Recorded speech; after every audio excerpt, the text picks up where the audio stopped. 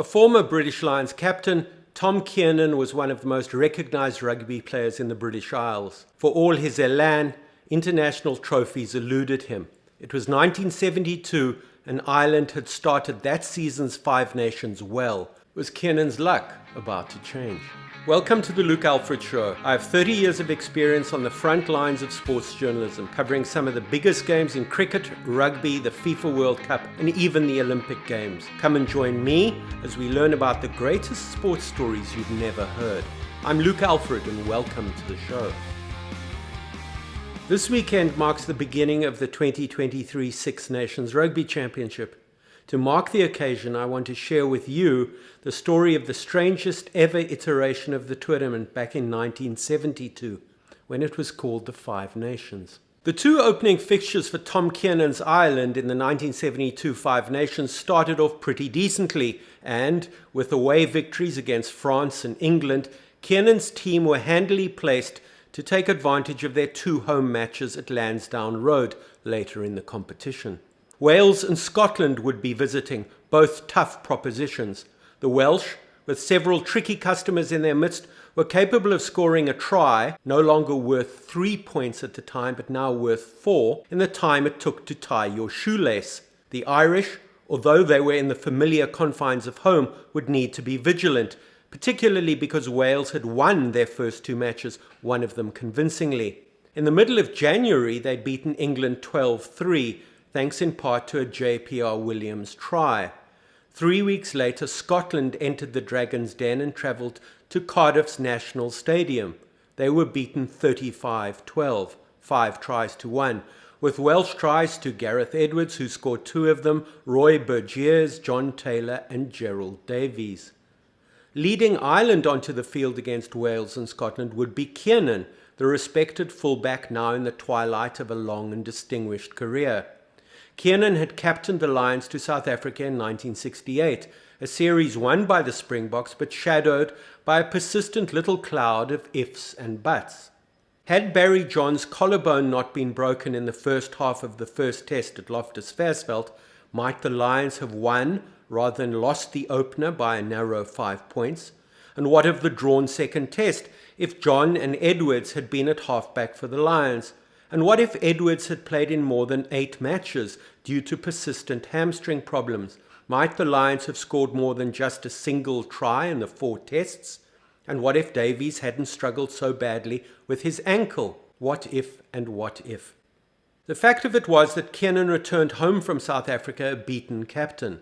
In the 1975 Nations, Ireland won their matches at home but lost their away fixtures, finishing 3rd out of 5. The following year they finished 3rd again, winning once, drawing 9-9 with France at Lansdowne Road at the end of January, which was the only game Kiernan played in that year's competition, and losing to England and to Wales. Time was running out for Kiernan. Ireland hadn't won the Five Nations since 1951. If he wanted to go out with dash, he'd better do so smartly. Time wasn't the only thing running out for Kiernan. Political goodwill and common sense were draining out of the system on the subject of Northern Ireland too. On the 30th of January in Derry, at the same time as Kiernan's team were travelling back to Dublin after beating France 14-9 the previous day in Cologne, members of a British paratrooper regiment opened fire on a group of peaceful marchers, killing 13 of them.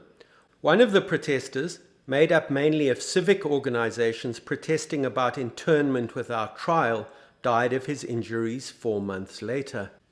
The incident came to be known as Bloody Sunday, or the Bogside Massacre, Bogside being the Catholic area of Derry where the march took place. The Widgery Tribunal, held shortly after the massacre, exonerated the paratroopers' actions, claiming they had been provoked, shot at, and had had bombs thrown at them. This was disputed in a much later investigation, the Saville Inquiry of 1998. Lord Saville of Newdigate, a former Justice of the Supreme Court, had served in the Sussex Regiment for 2 years in the 1950s, so was well qualified to head the investigating panel. It took Saville and 2 colleagues £195 million and 12 years to reach his conclusions, which were, inter alia, that the marchers posed no discernible threat to the paratroopers, that there were no bombs thrown, and no shots were fired against any member of the regiment. Saville also found that the soldiers had perjured themselves in order to give the impression that their firing upon the marchers was justified. After Saville published his report, the then British Prime Minister David Cameron apologized to the victims' relatives. A murder docket was opened against one member of the British military, but was finally dropped after a prolonged legal process, which found some of the evidence in the case inadmissible. The Bogside Massacre was the worst mass shooting in contemporary Northern Irish history, and as Kiernan and his band of hopeful Irish rugby players were to find out, the ramifications of Bloody Sunday were to pulse insistently through Irish society at large. Kiernan's team's third match of the 1972 Five Nations was scheduled to be played on the 26th of February against Scotland at Lansdowne Road, but there were immediate concerns after Bloody Sunday as to whether it was prudent for the match to continue. 3 days after the massacre in Derry, on February the 2nd, 1972, a group of protesters estimated to be 20,000 strong marched on the British Embassy at Merrion Square on Dublin's Merrion Road. They marched to voice their dissatisfaction at the Bloody Sunday shootings and the continued presence of the British military in Northern Ireland, an occupation that started in 1969. The weather was nasty that Wednesday in Dublin, the marchers' mood nastier still. That morning, just as the embassy was evacuated, a group of the protesters petrol-bombed the building. Later that afternoon, the passport office adjacent to the embassy was also firebombed. By now, the police had arrived. They charged the protesters and scuffles broke out. About 30 people were injured, some of them badly. The British Embassy, meanwhile, was no more than a smouldering shell of twisted filing cabinets and steaming embers. Television images and newspaper stories and photographs of the embassy being burnt were circulated across the world. Derry had once seemed far away. It was over the border in Northern Ireland after all, but this outrage was in the heart of the Republic's capital. Merrion Square and Lansdowne Road are no more than 2 kilometres and a brisk 5 or 6 minute walk away. If passions were so easily roused at the embassy, surely it wasn't so smart to play a rugby international against Scotland close by. Lansdowne Road could be bombed. Who knew what the angry and alienated men of the Irish Republican Army would do? Born in Cork in 1939, Kiernan turned 33 in January 1972. He had a decent job as a chartered accountant, with prospects away from his profession in rugby coaching. He knew there wouldn't be many more opportunities to wrest the Five Nations out of Welsh hands. He and his Irish lads wanted to play. The Irish Rugby Union were understandably concerned. They didn't want to appear insensitive to the heated sectarian passions of the Northern Ireland question, but they were rugby men. They sent a delegation to Edinburgh, including Ronnie Dawson, the Irish coach, in an attempt to convince the Scots to come to Ireland at the end of the month. With a kind of quixotic desperation, they sought to keep the Scotland fixture alive. The Scottish Rugby Union considered their proposals, which included a Dublin airlift, in which the Scots team would fly in and out of Dublin on the day of the fixture. The Scots pondered. The Irish delegation flew home. The Scots pondered further. It emerged later that some of the Scots' wives weren't overly enthusiastic to fly with their menfolk to Dublin to play rugby later that month. On February the 14th, it was formally announced by the Scottish Rugby Union that the Scottish team would not travel to Dublin. Despite the disappointment of the cancelled fixture against the Scots, the Irish and their board remained hopeful that Wales would honour their fixture at Lansdowne Road. The Welsh were hopeful they would too. They were Five Nations champions after all, winning all 4 of their fixtures in the 1971 competition. They had a title to defend. Later autobiographies by Welsh players recount that they felt they had a strong chance of winning in Dublin. The Irish felt they had a strong chance of winning too. The abandonment of the Ireland versus Scotland game had already damaged the competition irreparably. It is easy to see that now, but at the time this didn't appear to be quite so obvious. At the time there was a logic at work. Although reluctant to admit it openly, the rugby men didn't want to be dictated to by politics and political considerations. The respective rugby unions sought a breakthrough, for the match still due to be played 2 weeks after the cancelled Scotland fixture. The possibility of a neutral venue was discussed, but shelved. Might the fixture be moved to Cardiff? No, this wasn't an option for the Irish. History tells that, unable to find a solution to the possibility of further violence, the Ireland versus Wales fixture was also cancelled. Kiernan only got to play 2 matches in the Five Nations Championship that year.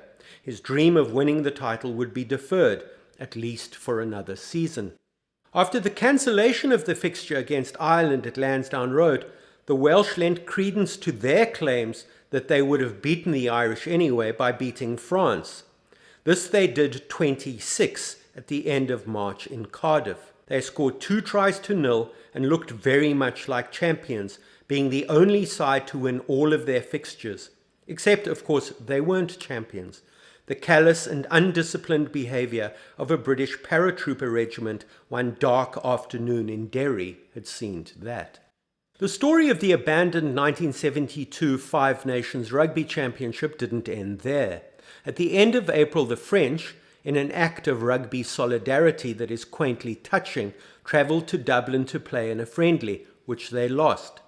Kiernan scored 12 points from his boot in that match, scoring 2 penalties and converting tries by Michael Flynn, Alan Duggan and John Maloney, the scrum half.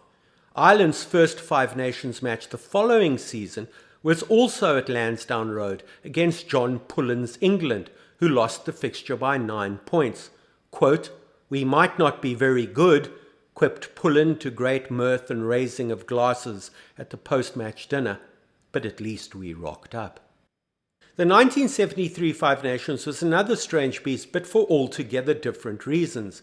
All 5 teams won twice at home, while each of the 5 lost twice away. This meant that 5 teams were glued together in a bottleneck at the top, or, if you prefer to see it that way, a bottleneck at the bottom of the table. Rugby was a different shaped ball in those days. The tournament's fine print didn't make provision for what would happen if 2 teams, or indeed 5 teams, got trapped at the top, or at the bottom for that matter, of the table. Matters weren't to be decided by tries scored, or points difference, or number of red and yellow cards. There were simply no tie breaks, possibly because rugby administrators couldn't be expected to think of everything 50 years ago. Kiernan only played 2 more matches for Ireland after the victory over England, a draw against the 1973 All Blacks and a loss to Scotland. Ah, the rich and rebarbative ironies. The side who chose to reject the offer of the Dublin airlift and not to visit Dublin the previous season. A couple of years later, Kiernan went into coaching, from where he found the bounce of the ball more congenial. In 1978, his Munster did what his Ireland hadn't managed to do in 1973, beating the All Blacks by 12 points to 0. It was a great day, written about, celebrated and celebrated again, the kind of once-in-a-lifetime day in which you were tempted to celebrate the celebration. In Kiernan's case, it was a day worth waiting for.